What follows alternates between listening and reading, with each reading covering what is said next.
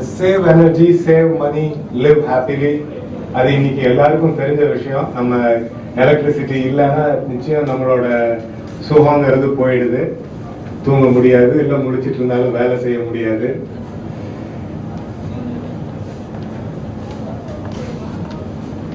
இதுல சீலிங் ஃபேனோட பங்கு எந்த அளவுக்கு இருக்கு எனர்ஜி சேவிங்? அதுல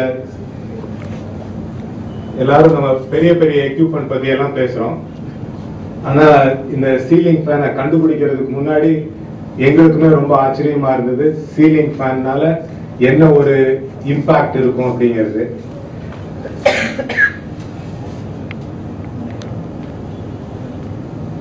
இந்த ஸ்டடிஸ் படி பார்த்தா இந்தியாவில் வந்து 35 கோடி சீலிங் ஃபேனுக்கு மேல வேலை செஞ்சுட்டு இருக்கு. அந்த சீலிங் ஃபேன்ஸ் எல்லாம் நார்மலா பாத்தீங்கன்னா ஹை ஸ்பீட்ல ஒரு 75 வாட்ஸ் கன்சியூம் பண்ணும். ஆனா நம்ம குளிர்காலத்துல குறைவான ஸ்பீட்லயும், வெயில் காலத்துல அதிகமான ஸ்பீட்லயும், மற்ற சமயத்துல ஒரு மிதமான ஸ்பீட்லயும் இருக்கு அப்படிங்கிற மாதிரி வச்சுக்கிட்டோம்னா ஆவரேஜா 39 வாட்ஸ் அந்த ஃபேன் எல்லாம் எடுக்கும். ஸ்டடீஸ்ல இன்னும் என்ன சொல்றாங்கன்னா, இந்த ஃபேன் எல்லாம் எப்பவும் ஒரு நாளைக்கு 7 மணி நேரம் உபயோகப்படுத்துறாங்க. அந்த மாதிரி பார்க்கும்போது 13,650 மெகாவாட்ஸ் டிமாண்ட் சீலிங் ஃபேன்னால மட்டும் இந்தியாவில் இருக்கு. ஸோ இது நீங்க எல்லாரும் வந்து தமிழ்நாட்டுக்கு எவ்வளவு கொடுக்கணும்னு நினைக்கிறீங்களோ அதோட அதிகமான டிமாண்ட் இது. அதே மாதிரி 95,000 மில்லியன் யூனிட்ஸ் பர் டே ஃபேனுக்காக செலவாகுது. இந்த மார்க்கெட் வந்து 6% வளர்ந்துட்டு இருக்கு. ஒவ்வொரு வருஷமும் ஒரு 2.5 கோடியிலிருந்து 3 கோடி ஃபேன் வரைக்கும் புதுசா வாங்கிட்டு இருக்காங்க. ஏன்னா எனக்கு ஞாபகம் தெரிஞ்ச வரைக்கும் வீட்டுல ஒரு ஃபேன் இருக்கலாம். ஆனா இப்ப வந்து நம்ம ஃபேன் உபயோகப்படுத்துறோமோ இல்லையோ, எல்லா ரூம்லயும் வீடு கட்டும் போதே ஃபேன் கனெக்ஷனோட வருது. வந்த உடனே ஃபேனையும் மாட்டி விட்டுறாங்க.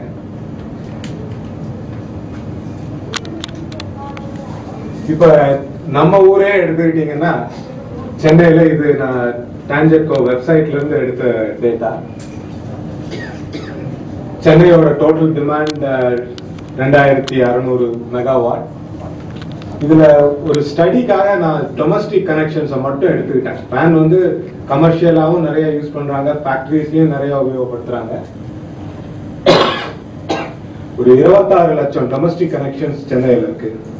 ஒவ்வொரு கனெக்ஷன்லயும் ஒரே ஒரு ஃபேன் மட்டும் இருக்கு, அந்த ஃபேனை உபயோகப்படுத்துறாங்க அப்படின்னு வச்சுக்கிட்டோம்னா, ஃபேன்னால மட்டும் சென்னையில 100 மெகாவாட் டிமாண்ட் இருக்கு.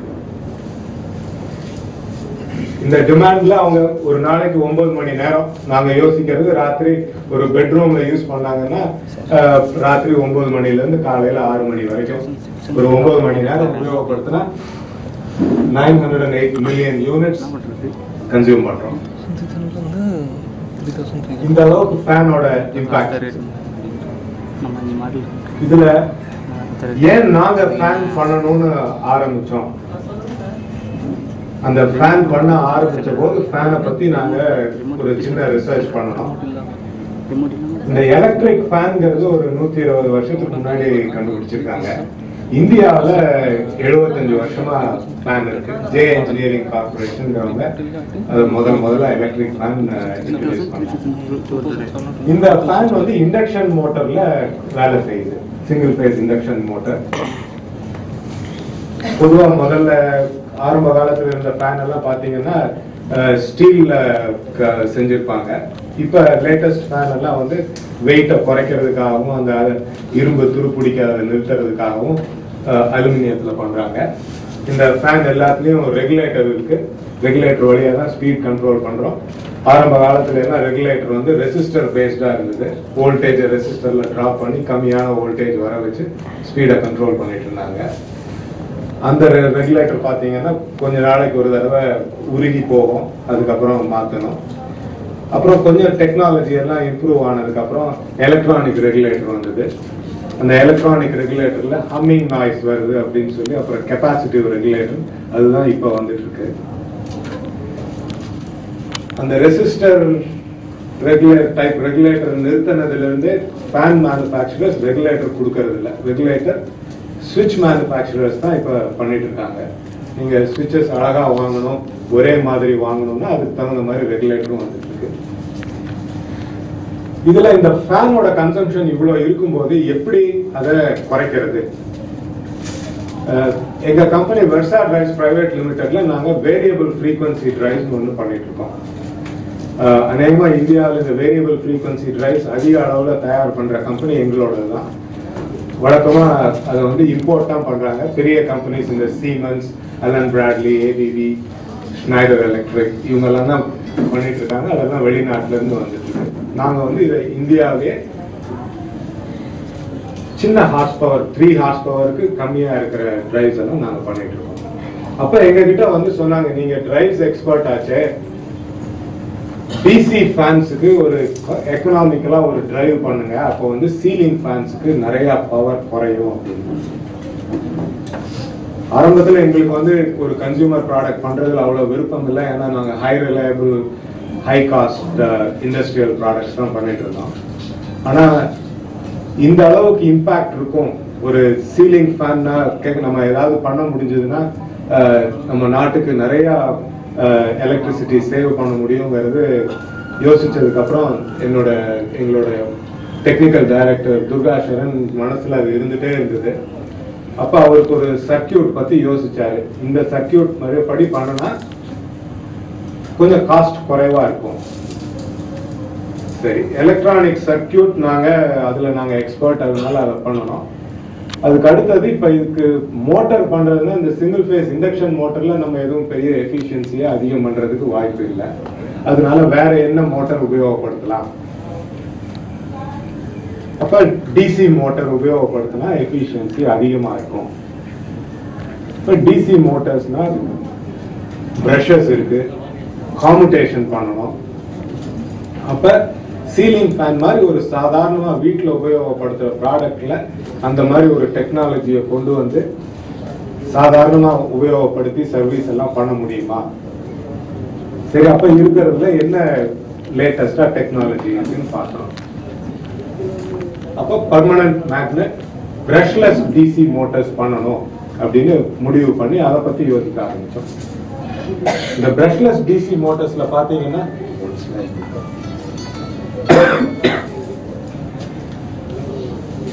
இந்த மாதிரி சில பிரச்சனைகள்லாம் இருக்கு. மேக்னெட்ஸ் போடணும், சோ அதனால வந்து காஸ்ட் அதிகமாகும். டிசி மோட்டார்ஸ்னா ஒரு டிரைவ் வேணும், எலக்ட்ரானிக்ஸ் டிரைவ் வேணும், அதோட காஸ்ட் அதிகமாகும்.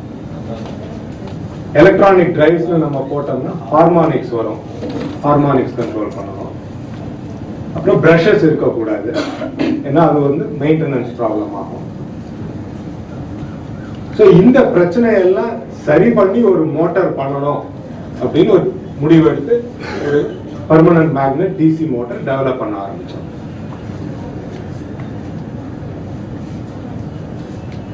ஸோ அப்ப இந்த இதுல ஃபேன் பண்றதுன்னு முடிவு பண்ணியாச்சு. ஆனா இப்ப என்ன மாதிரி ஃபேன் பண்ண போறோம்? ஒரு சாதாரண ஃபேன் தான் பண்ண போறோமா? ஏன்னா பொதுவாகவே ஃபேனை பத்தி நம்ம ஒரு சாதாரண அப்ளையன்ஸ் அப்படிங்கிறது தான் நம்ம மனசுல இருக்கு. அதை வந்து இன்னும் ஒரு நல்ல அப்ளையன்ஸா பண்ணணும். எப்படி பண்றது? எங்களோட கோல் வந்து லோ பவர் கன்சம்ஷன். இப்ப இருக்கிற ஒரு 48 inches ஃபேன் 75 watts கன்சியூம் பண்ணுச்சுன்னா இது வந்து எவ்வளவு குறைவா கன்சியூம் பண்ணணுமோ அது பண்ணணும். ஸ்பீட். இப்ப இந்த மாதிரி ஒரு ஃபேன் வந்து வெளிநாட்டுல எல்லாம் இருக்கு. அதோட விலையெல்லாம் பாத்தீங்கன்னா ஒரு $400 $500 அந்த மாதிரி இருக்கு. அந்த மாதிரி விலையில இங்க கொண்டு வந்து நம்மளுக்கு பிரயோஜனம் இல்லை. அதுக்கப்புறம் இன்னொன்னு வந்து வெளிநாட்டுல இருந்து கொண்டு வர ஃபேன்ல பாத்தீங்கன்னா உலகம் பூரா வந்து ஃபேன் ஏர் சர்க்குலேஷனுக்கு மட்டும்தான் உபயோகப்படுத்துறாங்க. ஃபேன் நம்ம ஓட்டணும்னா அங்க இருக்கிற காத்துல வந்து ஒரு சுழற்சி இருக்கணும் அப்படின்னு. ஆனா நமக்கு வந்து அந்த மாதிரி பத்தாது. இந்தியன் கண்டிஷன்ஸ்ல நம்மளுக்கு வந்து ஃபேன் கொசுவை விரட்டணும், பூச்சி விரட்டணும், நம்மளோட வென்டிலேஷன் எல்லாம் ரொம்ப குறைவா இருக்கு. அதனால ஃபேன் எவ்வளவு ஸ்பீடா சுத்தணுமோ அவ்வளவு ஸ்பீடா சுத்தணும். இதுல இன்னொன்னு பாத்தீங்கன்னா ஃபேன் ஸ்பீடுங்கிறது வந்து பொதுவாகவே எல்லா ஃபேன் மேனுஃபேக்சரரும் மக்கள் மனசுல ஒரு கருத்தை கொண்டு வந்துட்டாங்க, அதிக ஸ்பீட்னா அதிக காத்துன்னு. இங்க நான் சொல்லிக்க விரும்புறது அதிக ஸ்பீட்னா அதிக காத்துங்கிறது அர்த்தம் இல்லை. இப்ப எங்களோட ஃபேன் நாங்க இங்க உங்களுக்கு காமிச்சிட்டு இருக்கிறது 385 RPM 390 RPM ஓடுது. இப்ப அந்த பிளேடையே நான் பிளாட்டா பண்ணிட்டேன்னா 400 RPMக்கு மேல ஓடும், ஆனா காத்து வர. உங்களுக்கு வந்து காத்தும் வரணும், அதிகமான காத்தும் வரணும். அதனால ஹை ஸ்பீட் அது வேணுங்கிறதுனால அது வேணும்னு முடிவு பண்ணலாம். அதுக்கு அடுத்தது இந்த ஸ்டேபிள் ஸ்பீடுங்கிறது. இந்த இண்டக்ஷன் மோட்டார் ஃபேன் எல்லாம் பாத்தீங்கன்னா என்ன சப்ளை வோல்டேஜ் இருக்கோ அதை பொறுத்து தான் ஸ்பீட் ஓடும். விடிய காலம் பாத்தீங்கன்னா இண்டஸ்ட்ரி எல்லாம் ஓடாத போது வோல்டேஜ் அதிகமா இருக்கும், அப்ப ஃபேன் தலைதறிக்க ஓடுற மாதிரி இருக்கும். அப்ப யார் எந்திரிச்சு ஸ்பீட குறைக்கிறது? விடிய காலம் தான் எல்லாருக்கும் நல்ல தூக்கம் வரும் வேற. அது ஒவ்வொருத்தர் வீட்டுல யாரு ஸ்ட்ராங்கோ அவங்க தப்பிச்சுக்குவாங்க. அதனால இப்ப புதுசா டிசைன் பண்ற ஃபேன்ல ஸ்பீடு கன்சிஸ்டன்டா இருக்கணும். நம்ம வந்து ஒரு 3வது ஸ்பீட்ல வச்சோம்னா அதே ஸ்பீடு என்ன வோல்டேஜ் வந்தாலும் ஓடணும் அப்படின்னு முடிவு பண்ணலாம். இதுதான் உங்களுக்கெல்லாம் ரொம்ப இன்ட்ரெஸ்டிங்கான சமாச்சாரம். இப்ப புதுசா வர நிறைய எலக்ட்ரானிக் கேட்ஜெட்ஸ் எல்லாம் பாத்தீங்கன்னா அந்த பவர் ஃபேக்டர் கண்ட்ரோல்ங்கிறது ஒரு பெரிய பிரச்சனை. அது வந்து உபயோகிக்கிறவங்களுக்கு எந்த ஒரு பிரச்சனையும் இல்லை, ஆனா உங்களை மாதிரி மின்சாரம் உற்பத்தி பண்றவங்களுக்கு தான் இந்த பவர் ஃபேக்டர்ங்கிறது ஒரு பெரிய தலைவலி. ஆனா புதுசா வர கேட்ஜெட்ஸ் எல்லாமே வந்து டிசியில் ஆப்ரேட் ஆகுது, ஏசியை டிசியா கன்வெர்ட் பண்ணி உபயோகப்படுத்தும் போது இந்த பவர் ஃபேக்டர் கண்ட்ரோல்ங்கிறது ஒரு பிரச்சனையா இருக்கு. பேசிக்கா நாங்களும் எலக்ட்ரிக்கல் இன்ஜினியர்ஸ்ங்கிறதுனால சரி ப்ராடக்டோட காஸ்ட் அதிகமானாலும் பரவாயில்ல, ஏன்னா ஒரு டெக்னாலஜியை அடாப்ட் பண்ணிட்டு அப்புறம் எல்லாரும் உபயோகப்படுத்த ஆரம்பிப்பாங்க. அதனால ஆரம்பத்திலிருந்தே ஒரு கவர்மெண்ட் ரெகுலேஷன் கொண்டு வர்றதுக்கு முன்னாடியோ இல்ல வேற யாராவது சொல்றதுக்கு முன்னாடி நம்மளே இதை பண்ணணும்னு சொல்லி இந்த பவர் ஃபேக்டர் கண்ட்ரோலை பத்தியும் யோசிக்க ஆரம்பிச்சோம். இப்போ ஒரு புது ஃபேன் பண்றோம்னா அப்ப இந்த ஃபேன் கனெக்ஷன்ஸ் வேற மாதிரி இருந்ததுன்னா அப்ப ஏற்கனவே இருக்கிற ஃபேனை மாற்றும் போது பண்ண முடியாது. அப்புறம் எலக்ட்ரீஷியன்ஸ்க்கு ட்ரைனிங் கொடுக்கணும். இதை அவாய்ட் பண்ணணுங்கிறதுக்காக இப்ப எப்படி ஃபேனை எல்லாரும் மாற்றுவாங்களோ அதே மாதிரி மாற்றணும். அதுக்கு என்ன பண்றதுங்கிறத யோசிச்சோம். அதுக்கப்புறம் ரிமோட் கண்ட்ரோல். எங்களுக்கு ஒரு யோசனை இருந்தது, இந்த எனர்ஜி கன்சம்ஷன் சேவ் பண்ண முடியுங்கிறது எத்தனை பேரை இம்ப்ரெஸ் பண்ணும், அது மட்டுமே போதுமா? யாரும் அதை பத்தி அவ்வளவா கவலைப்படலன்னா என்ன பண்றது? அதனால ஏதாவது எக்ஸ்ட்ரா ஃபீச்சர்ஸ் எல்லாம் கொடுக்கலாம். எல்லாரும் வந்து இப்ப ரிமோட் நிறைய உபயோகப்படுத்தி பழகிட்டாங்க, அதனால ரிமோட் கொடுக்கலாம் அப்படிங்கறதையும் முடிவு பண்ணோம். அடுத்தது இது எல்லாம் கொடுத்துட்டு ரொம்ப காஸ்ட் அதிகமா இருந்தது. இப்போ அமெரிக்காவிலயோ லண்டன்லயோ ஃபேன் விற்கிற மாதிரி விலையில வித்தா அது எப்படி நம்ம ஜனங்களுக்கு ரீச் ஆகாது? இந்த ஒரு டெக்னாலஜி கண்டுபிடிச்சும் பிரயோஜனம் இருக்காது. அதனால இதை எப்படி லோ காஸ்ட்ல பண்றது? இந்த ஸ்டைலிஷ்ங்கிறது எங்களுக்கு ஒரு பழக்கம். எங்க கம்பெனியில பண்ற ப்ராடக்ட் எல்லாமே கொஞ்சம் அழகா இருக்கணும் அப்படிங்கறத எதிர்பார்ப்போம். அதனால எப்படி ஸ்டைலிஷா பண்றது அப்படின்னு அதையும் யோசிச்சோம். கிரீன்ங்கிறது இப்ப எவ்வளவு வந்து நம்மளோட ப்ராடக்ட் வந்து பசுமையா இருக்கு. இத வந்து பல விதமான கோணத்துல இருந்து பார்க்கலாம். நம்ம ஒண்ணு மேனுஃபேக்சரிங், இந்த ஃபேனை மேனுஃபேக்சர் பண்ணும்போது எப்படி வந்து நம்மளோட சுற்றுப்புற சூழ்நிலை கெடாத மாதிரி எப்படி மேனுஃபேக்சர் பண்றோம், அதுல என்ன மாதிரியான பொருட்கள் உபயோகப்படுத்துறோம், இதை எல்லாமே யோசிச்சோம்.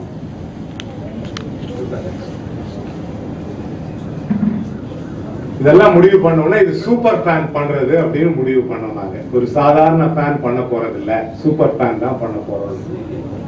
இந்த சூப்பர் ஃபேன் 35 வாட்ஸ் அதுக்கும் குறைவா தான் பவர் கன்சியூம் பண்ணும்.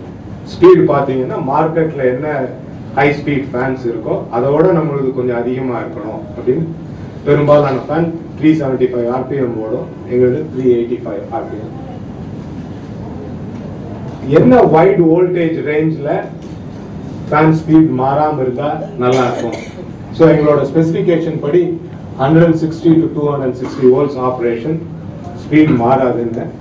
ஆனா அவரு துர்காசரன் வேற வேலையும் பண்ணியிருக்காரு, அதனால அது 140 வோல்ட்ல கூட இதே மாதிரி தான் இருக்கும். எங்களுடைய நிறைய சென்னை கஸ்டமர்ஸ் வந்து சொல்லியிருக்காங்க, லோ வோல்டேஜ்ல மற்ற ஃபேன் எல்லாம் ஸ்டார்டே ஆகாத போது சூப்பர் ஃபேன் டாப் ஸ்பீட்லயே ஓடிட்டு இருந்தது அப்படின்னு. Power factor control, power factor 0.9 and above இருக்கிற மாதிரி பண்ணியிருக்கோம். இப்போ டாப் ஸ்பீட்ல எல்லாம் 0.9899 வரும். ஃபர்ஸ்ட் ஸ்பீட்ல மட்டும் லோட் ரொம்ப குறைவா இருக்கிறதுனால ஃபர்ஸ்ட் ஸ்பீட்ல 120 RPM ஓடுது எங்களோட ஃபேன். அதுல மட்டும் ஒரு 4 வாட்ஸ் தான் கன்சியூம் பண்ணோம். அதுல பவர் ஃபேக்டர் வந்து 0.7 தான் இருக்கும். மற்ற எல்லா ஸ்பீட்லயும் 0.9 ஆர் ஹையர் தான் இருக்கும். வயரிங் அதே மாதிரி வயரிங் தான். இப்ப நீங்க ஒரு ஃபேன் ஒரு இடத்துல மாட்டிருந்தீங்கன்னா அந்த ஃபேனை கழட்டிட்டு இந்த ஃபேனை மாட்ட முடியும். அதே 2 வயர் தான் வரும். ஒரே ஒரு எக்ஸ்ட்ரா வேலை என்ன செய்யணும்னா ரெகுலேட்டரை பைபாஸ் பண்ணணும். ரெகுலேட்டர் எங்க ஃபேனோட வேலை செய்யாது. அது தெரியாம யாராவது உபயோகப்படுத்தினாங்கன்னா ரெகுலேட்டர்ல குறைச்சிட்டு சூப்பர் ஃபேன் ஓடலம்பாங்க. ஏதாவது ஃபர்ஸ்ட் ஸ்பீட் செகண்ட் ஸ்பீட்ல வச்சா வோல்டேஜ் ரொம்ப குறைவா இருக்கும், அதுல ஓடல அப்படின்னு சொல்லுவாங்க. அதனால ரெகுலேட்டரை டிஸ்கனெக்ட் பண்ணணும். அதை பண்ணனா அதுல கொஞ்சம் பவர் வேஸ்ட் ஆகும், அதுவும் சேவ் ஆகும். ரிமோட் கொடுத்தோம். இப்ப ரெகுலேட்டர் இது வரைக்கும் எல்லாரும் பழகி இருக்கோம் நம்ம, அதே மாதிரி இருக்கணும்னு சொல்லி ஆன் ஆஃப் 5 ஸ்பீட். இந்த எப்படி இது பசுமையா சூப்பர் ஃபேன் பண்றோங்கிறது, இதுல உபயோகப்படுத்துற எலக்ட்ரானிக்ஸ் வந்து லெட் ஃப்ரீ எலக்ட்ரானிக்ஸ். இதுல பண்ற சோல்டரிங் ப்ராசஸும் அதே மாதிரி தான். பெயிண்ட் இதுல யூஸ் பண்ணிருக்கிறது பவுடர் கோட்டிங் யூஸ் பண்ணிருக்கோம். அது வந்து வாலடைல் ஆர்கானிக் கெமிக்கல்ஸ் இல்லாத பெயிண்ட் தான் யூஸ் பண்ணிருக்கோம். அதுக்கு அடுத்தது பாத்தீங்கன்னா பேக்கேஜிங். நீங்க சூப்பர் ஃபேன் பேக்கிங் அதுக்கப்புறம் நீங்க பார்க்கலாம். குறைவான பிரிண்டிங் பண்ணியிருக்கோம். ஏன்னா பிரிண்டிங் கூட ரொம்ப அழகா கலர் கலரா பண்ணுனா அந்த பெயிண்ட்ல வந்து கேட்மியம் எல்லாம் இருக்கு. இது எப்படி யாராவது பேக்கிங்கை பிரிச்சதுக்கு அப்புறம் தூக்கி போட போறாங்க, அதனால மினிமம் பிரிண்டிங் இருக்கிற மாதிரி பண்ணியிருக்கோம். அதே மாதிரி பேக்கை ஓபன் பண்ணி பார்த்தீங்கன்னா அதுக்குள்ள நீங்க பிளாஸ்டிக் பேக்கோ தெர்மோகோலோ பார்க்க முடியாது. அந்த பாக்ஸ் வந்து ரீசைக்கிளபிள் பாக்ஸ். அதே மாதிரி மேனுஃபேக்சரிங்லயும் நிறைய சில டெக்னிக்ஸ் எல்லாம் யூஸ் பண்ணி ரொம்ப குறைவான பவர். இப்ப எங்களுக்கு வேணுங்கிற நிறைய காம்பனன்ட்ஸ் வெளியில இருந்து தான் வருது. எங்களோட அசம்பிளி யூனிட்ல we are using less than 5 kilowatts and we make 1 fan a minute.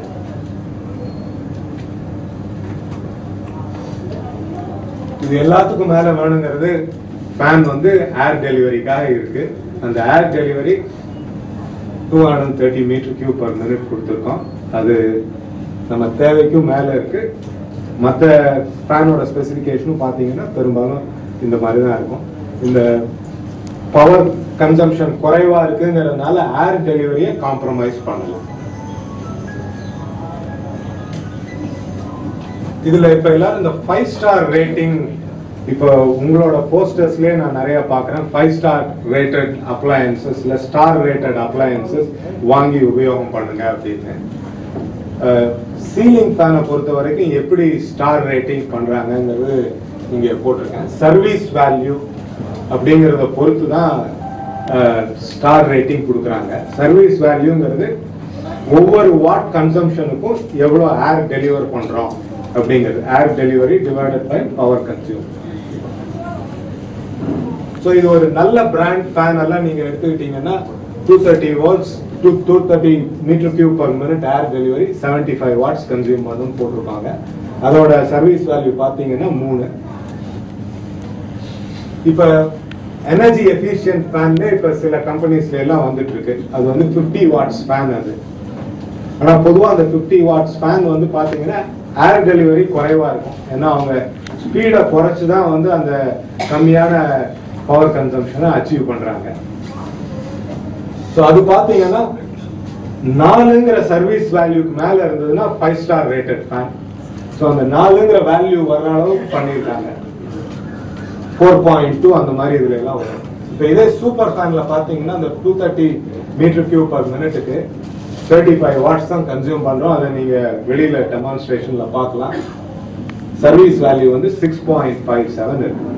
So இது எந்த 5-star ரேட்டட் சீலிங் ஃபேனோட நிறைய அதிகமான பலனை கொடுக்குற ஃபேன் இது. இதுக்கு வந்து நாங்க இன்னும் 5-star ரேட்டிங் வாங்கல. அதுக்கு காரணம் பியூரோ ஆஃப் எனர்ஜி எஃபிஷியன்சில உங்களும் 5-starனு போட்டா மற்ற 5-star ஃபேனுக்கும் இதுக்கும் ஒரு வித்தியாசமே இல்லாம இருக்கும். நாங்க சூப்பர் எஃபிஷியன்ட் அப்ளையன்சஸ் தனியா ஒரு ரேட்டிங் கொண்டு வரோம். அந்த சமயத்துல நீங்க அப்ளை பண்ணுங்கன்னாங்க. ஆனா இன்னும் அது வந்த மாதிரி தெரியல. அதனால 5-starக்கும் நாங்க இப்ப அப்ளை பண்ணியிருக்கோம்.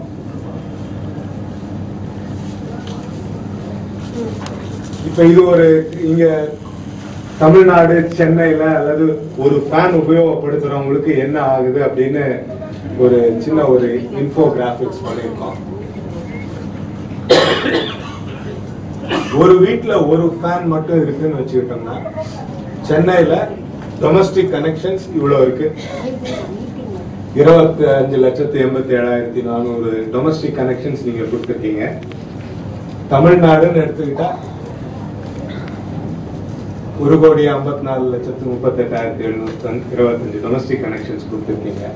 இப்ப இது எல்லாத்துலயும் ஒரு ஃபேன் ஒரு டொமஸ்டிக் கனெக்ஷன்ல ஓடுதுன்னு வச்சுக்கிட்டா என்ன எஃபெக்ட் இருக்கும்? இது ஆவரேஜ் ஸ்பீட்னு வச்சுக்கிறோம். ஆவரேஜ் ஸ்பீட்னா மற்ற ஃபேன் எல்லாம் 39 வாட்ஸ் கன்சியூம் பண்ணும். சூப்பர் ஃபேன் 16 வாட்ஸ் கன்சியூம் பண்ணும். காஸ்ட் ஆஃப் எனர்ஜி ஆவரேஜா 5 ரூபீஸ்னு வச்சிருக்காங்க. ஸோ ஒரு இண்டிவிஜுவல் ஹவுஸ்ல சூப்பர் ஃபேன் உபயோகப்படுத்தினா ₹1 சேவ் பண்ணலாம் ஒரு நாளைக்கு, குறைஞ்சபட்சம். இது சென்னையில சூப்பர் ஃபேன் இருக்கிற ஒவ்வொரு டொமஸ்டிக் கனெக்ஷன்லயும் சூப்பர் ஃபேன் ஒரு சூப்பர் ஃபேன் தான் ரன் ஆயிட்டு இருக்குன்னா ஒரு நாளைக்கு ₹27 லட்சம் மிச்சம் பண்ணலாம். தமிழ்நாடு பூரா பண்ணுனா ஒரு நாளைக்கு ₹1,60,00,000 சேவ் பண்ண முடியும். இது வந்து ஒரு கனெக்ஷனுக்கு ஒரு சூப்பர் ஃபேன் அப்படிங்கிற விதத்துல. ஆனா இந்த வெப்சைட்ல மற்ற ஸ்டடி எல்லாம் எடுத்து பார்த்தா டொமஸ்டிக் பவர் கனெக்ஷன்ல ஃபேனுக்காக கன்சியூம் பண்றது வேற வேற ரிப்போர்ட்ல 15% இருந்து 23% வரைக்கும் சொல்றாங்க. ஒரு டொமஸ்டிக் கனெக்ஷன்ல இவ்வளவு பவர் கன்சியூம் பண்றாங்கன்னா அதுல இந்த அளவுக்கு வந்து ஃபேனுக்கு போகுது அப்படின்னு. அந்த மாதிரி பார்க்கும்போது இன்னும் அதிகமா வருது. ஆனா நான் இங்க குறைந்தபட்சமா எவ்வளவு இருக்குங்கிறது தான் காமிச்சிருக்கேன். இதோட சேவிங்ஸை இன்னும் கொஞ்சம் வேற மாதிரி காமிச்சிருக்கோம். ஒரு நாளைக்கு 10 மணி நேரம் உபயோகப்படுத்துறோம். ஒரு யூனிட்டுக்கு ₹5 வச்சுட்டு டாப் ஸ்பீட்ல தான் அந்த இடத்துல ஃபேன் ஓடிட்டு இருக்குன்னா ஒரு வருஷத்துக்கு ₹1,369 எலக்ட்ரிசிட்டி சார்ஜஸ் வரும் அந்த ஃபேனை ரன் பண்றதுக்காக. இதுவே சூப்பர் ஃபேன் ரன் பண்ணனா ₹730 தான் ஆகும். அதனால சேவிங்ஸ் வந்து ₹639. இல்ல மீடியம் ஸ்பீட்ல தான் ஆவரேஜா ரன் ஆகும் அப்படிங்கறத வச்சுக்கிட்டோம்னா ₹456 சேவ் ஆகுது ஒரு வருஷத்துக்கு.